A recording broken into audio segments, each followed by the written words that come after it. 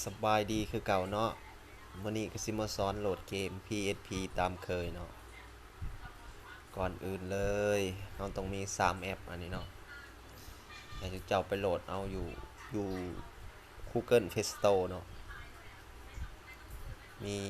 Set Silver แล้วก็ UC Download แล้วก็ PSP เนาะ3ตัวเจ้าไปหาอยู่ที่ Play Store เนาะสิบอกเลยไป Play Store กันเลยไซนอเพจสโตร์เฮาเนาะ Google Play Store เข้า Google Play Store แล้วก็พิมพ์คำว่า Z นี่มันก็สิขึ้นเองมันเนาะนี่พิมพ์คำว่าตัว Z นี่เด้ Z Silver นี่ Z Silver โหลดมาเนาะอันนี้ก็โหลดมาตัวแตกไฟล์สิเอาตัวใดก็ได้ตัวแตกไฟล์เนี่ยบ่สำคัญหรอกสิเอา ES ก็ได้เนาะแต่เอาตัวนี้แหละ ES มันเวลาเขาโหลดมาแล้วมันเสียนั่นมันนั่นมีภัยขยะมันเยอะ ES เอาตัวนี้แหละเอาset silver นี่เนาะโหลดมาแล้วครับพิมพ์คำว่ากดไป UC นี่มันก็จะขึ้นคำว่านี่เด้ UC download ได้เร็ว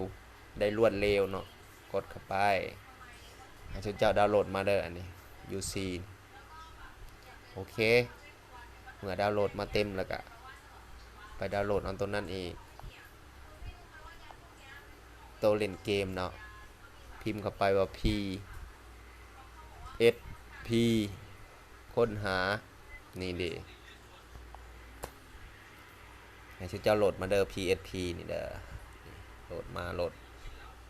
แล้วก็มันเต็มแล้วก็เนาะออกจึกแล้วก็ไปโหลดไฟล์เกมกันบัดให้ชุดเจ้าเข้าไปในลิงก์ใต้คลิปค่อยเนาะลิงก์ค่อยมีอยู่เขาจะทิมลิงก์ไว้ให้เนาะนิยมกดเข้าไปนี่กดลิงก์ใต้คลิปเนาะโอ้ยเน็ตกระซาดแท้ๆไปทิมลิงก์ไว้ให้เนาะนี่เขียนว่าอยู่ลุ่มนี่ชุดเจ้ากดอันนี้ได้นี่กดนี่อันเดีเขียนว่าลิงก์เกมแล้วก็กดเข้าไปเลยจึกเจ้าสิใส่ยังดาวน์โหลดเฮาโหลด UC มาแล้วเฮาก็เอา UC เนาะนี่กดเข้า UC อันเดีมาจึกมาแล้วพี่น้องเฮาดาวน์โหลด Assassin's Creed เนาะของ PSP เนาะกดตัวนี้เด้อกดตัวนี้จึก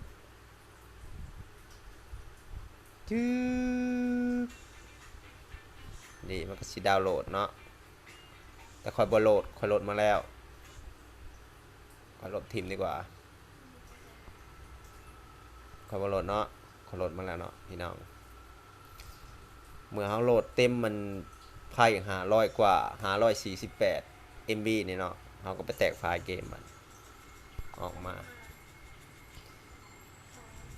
ค่อยใส่ดาวน์โหลดเนาะเขาบ่ได้ใส่ UC เนาะเข้าไปจื้อคันไพ่อันมีแพม UC กะไปหาแพม UC เนาะเพราะว่าเจ้าใส่ UC ดาวน์โหลดเนาะนี่ LUD ดาวน์โหลดนี่กดเข้าไปเจ้าก็จะเห็นแพมเกมของเจ้าเนาะเจ้าเอานี่แพมเกมนี่ Assassin's Creed นี่เนาะเจ้าก็แตกไฟล์เด้อแต่ข่อยใส่ดาวน์โหลดเนาะเขาจะแตกไฟล์ให้มันเลยเนาะเจ้าก็หาแพมคำว่าดาวน์โหลดนี่กดเข้าไปนี่ลบทิมก่อนเนาะอันนี้โบเกียวเลยนี่พี่น้องลบออกกันนี่กดแตกไพ่ไปเลยจึกกดตัวที่2เด้อคันตู้จะสิกดตัวเทิงก็ได้ copy เอาก็ได้นี่กดจึงไว้ copy ตึกนี่มันก็สิแตกไฟให้เฮาเนาะจึกมา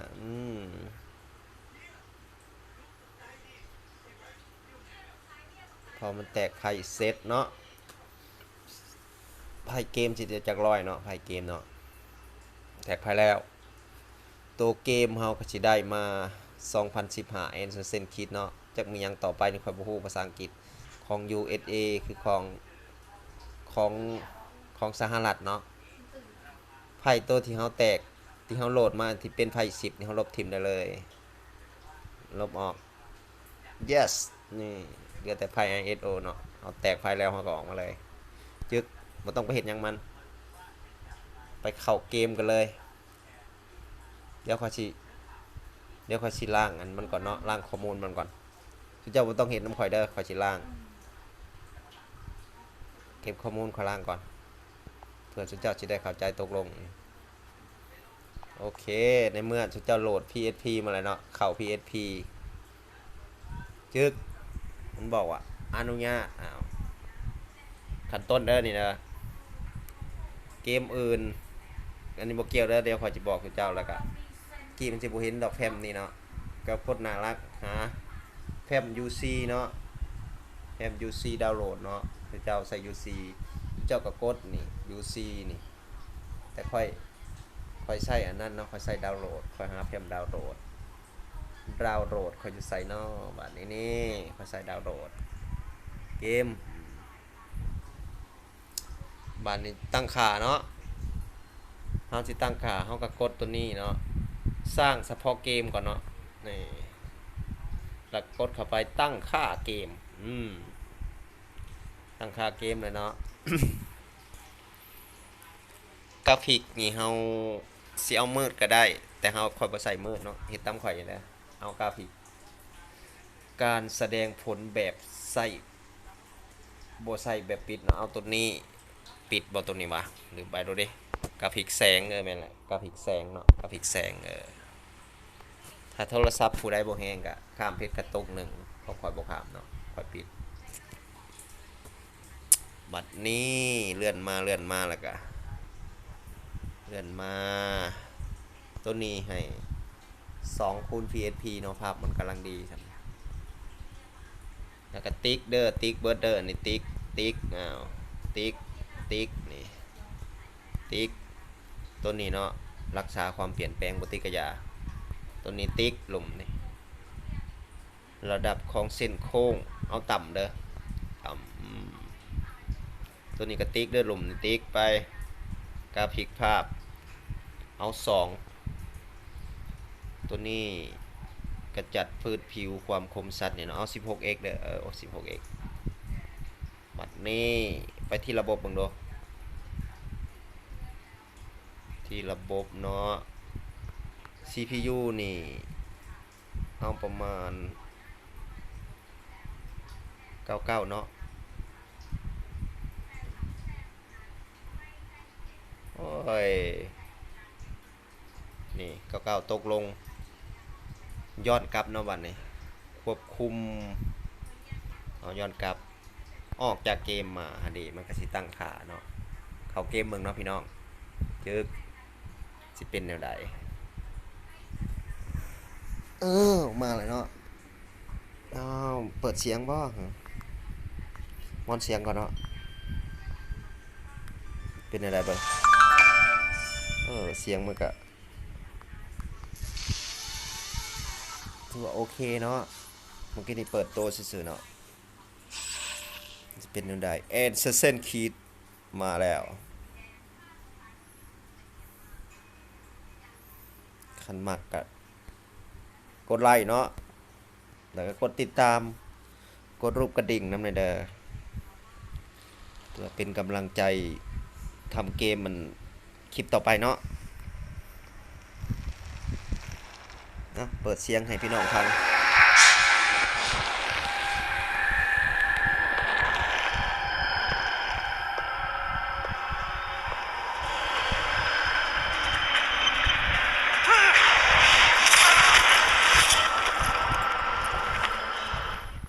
เกมนี้มันสิเป็นเกมรอบขาเนาะ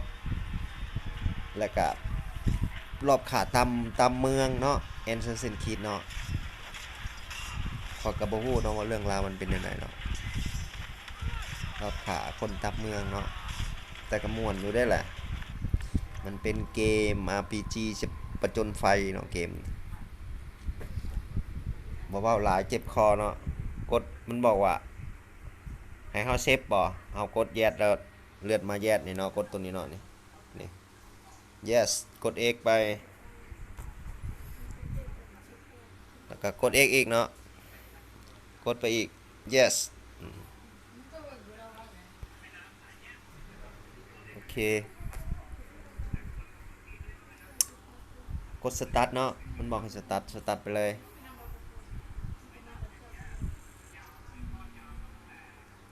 กด x เอากด x อีกเอามันสิสอนให้เฮาเล่นเนาะเบิ่งบ่เนาะมันให้เห็นแนวใด Hello, Subject มัน 17. ยังอันนี้ภาษาอังกฤษอ่านบ่ได้ไปเรื่อยๆเอา In order to better acclimate you to the Animus's control system, อันดับแรกมันสิให้เฮาสอนการเล่นก่อนเนาะเฮ็ดได้ของแม่มึงวะห่วยมึงให้กูย่างไปเรื่อยๆนี่วะมันยังบ่ได้ลงตัวจริงเนาะมันสอนเฮาเล่นอยู่เนาะ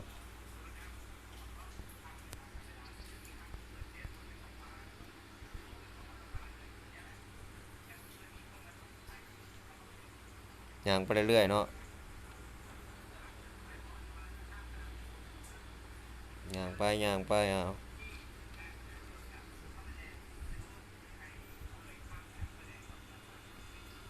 มันอยู่ในบททดสอบเนาะ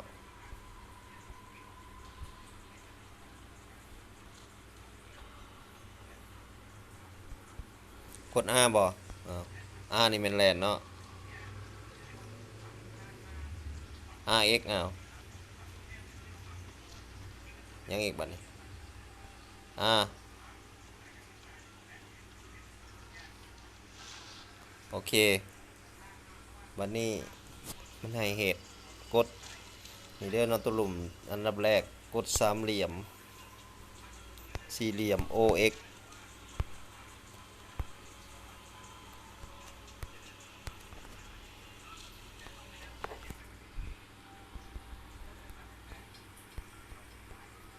มันให้กด L กด L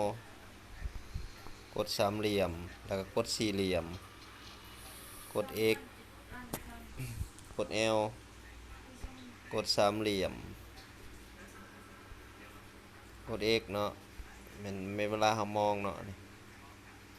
หมุนเนาะโอเคมันยังซ้อนอยู่เนาะในระบบ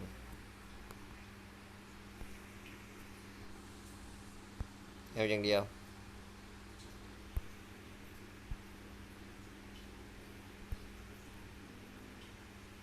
L อย่างเนาะนี่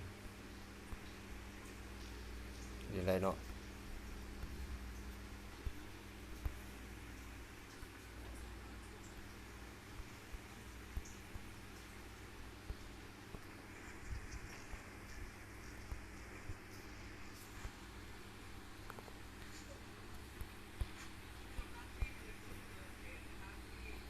กดสามเหลี่ยมสี่เหลี่ยม OX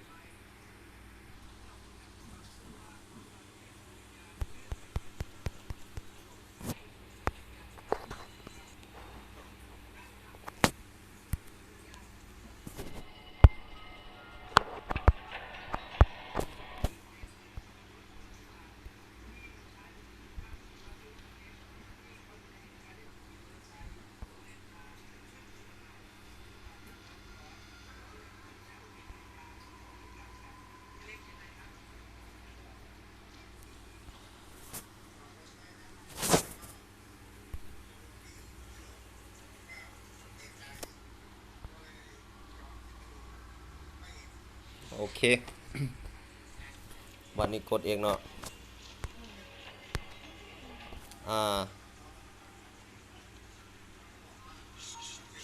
โอ้บ่ได้มันให้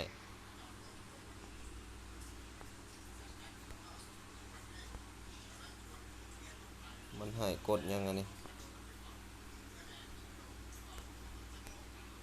กด X ย่างเข้าไปเนาะมันให้กด X จึงไว้แล้วก็ย่างเข้าไปเบาๆเพื่อทหารที่บ่เห็นเฮาเนาะย่างไปมันยังซ้อนอยู่เนาะโอเคบัดนี้มันให้เฮ็ดหยังบัดนี้ กดสามเหลี่ยมเนาะโอเค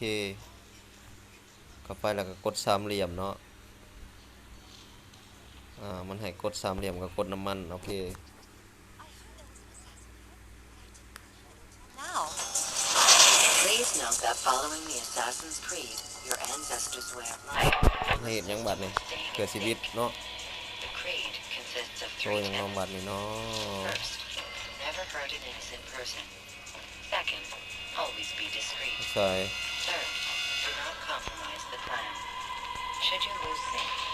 you can restore synchronization by reliving key moments of your ancestor's life, or by respecting the creed. โอเค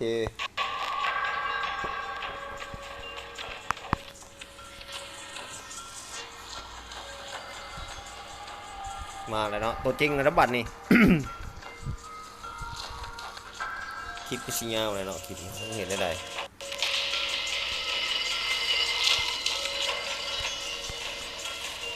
โอ้โหยังไงมาเนี่ยโอ้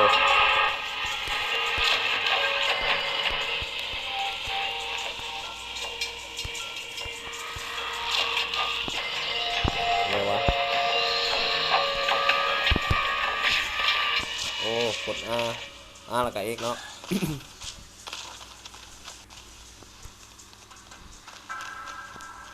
เดี๋ยววะเนี่ย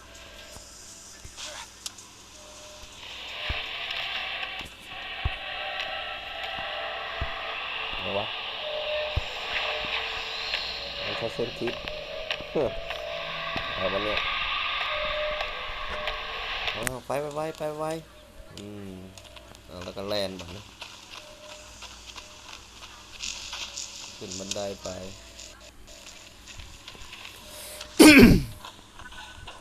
ปีนั่นเนาะเพื่อมันสิหายเล่นเนาะโอเค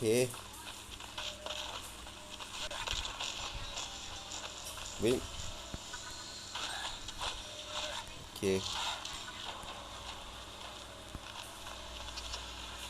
ได้วะมาแล้ว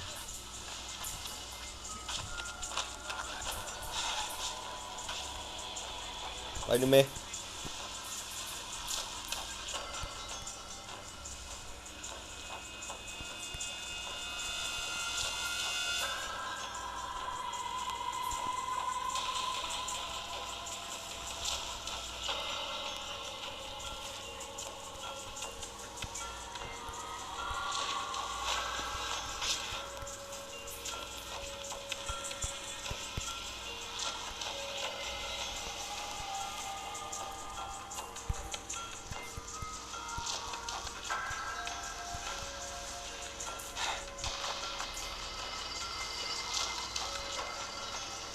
โอ้ขึ้นด้านข้างโอ้ย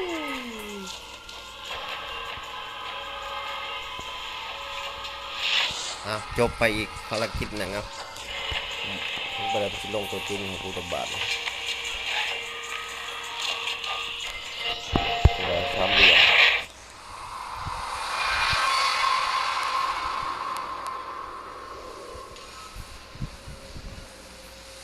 โอเคเนาะ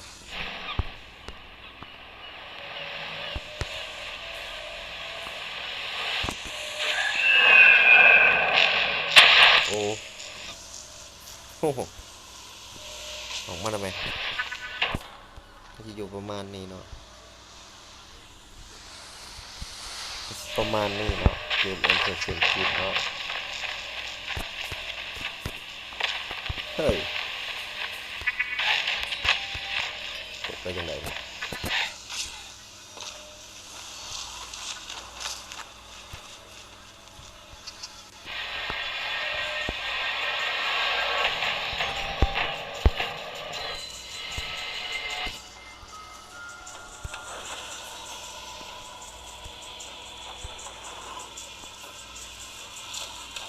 ได้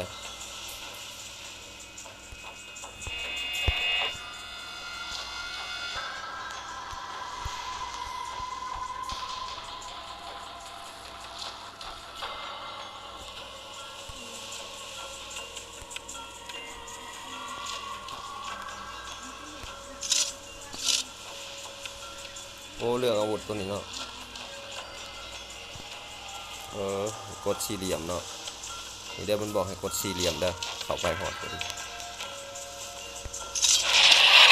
แทงคอเนาะเรียบร้อยไปตับจุดแดงๆที่มันบอกเนาะมันบอกให้ไปเนาะ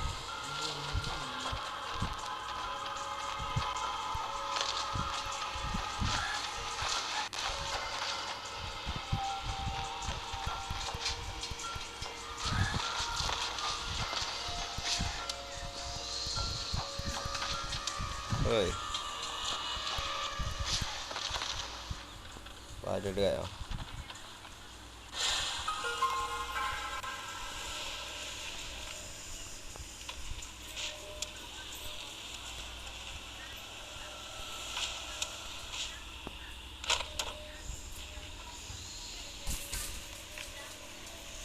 The assassin! He's here! มายังอยู่ในการทดสอบอยู่วะนี่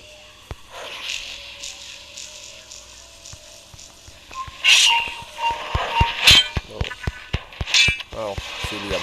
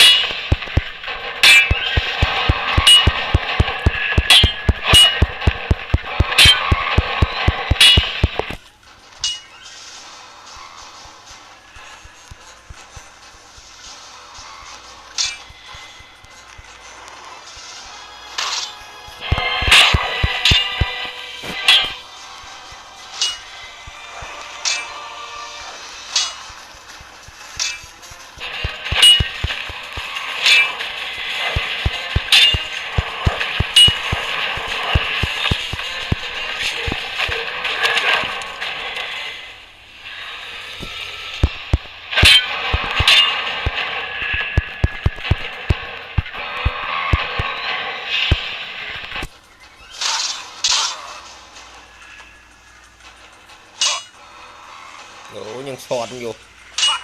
บ้าไปแล้ว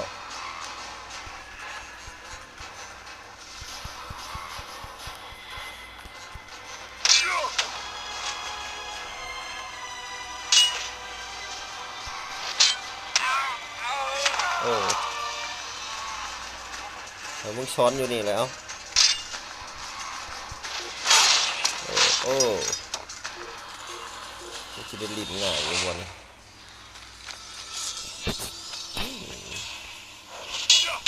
ตัวจริงบานขยับ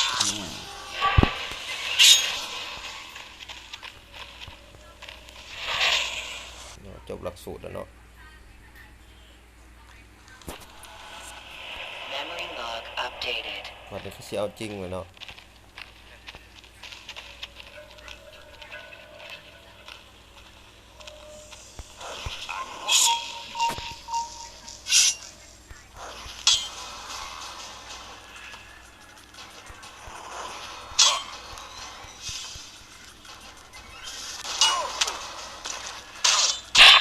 รอด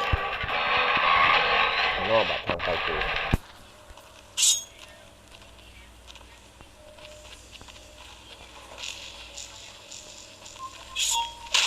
โอ้โห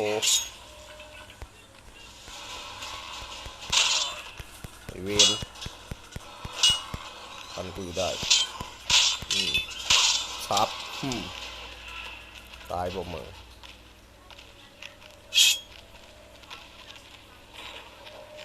รอบขามึงรู้บัง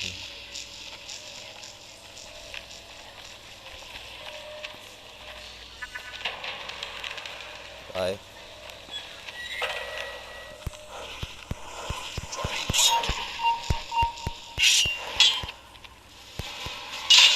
โอ้โห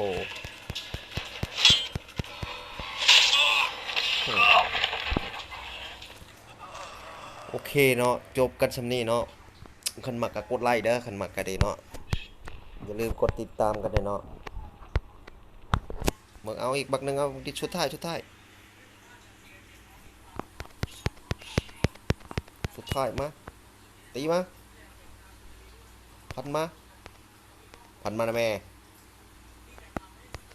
บุพันกูพันได้มึงหมดบ้าโอเคเนาะขันหมักก็เล่นกันเนาะโหลดมาเล่นกันเนาะเวลาแลนก็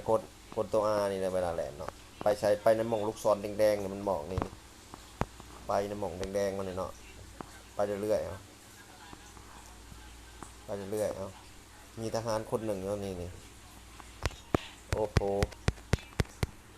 พันมาโอ้ตายได้ไหมไปในบ่อนแดงๆเลยเนาะแอนเซนคิดสันเข้ามา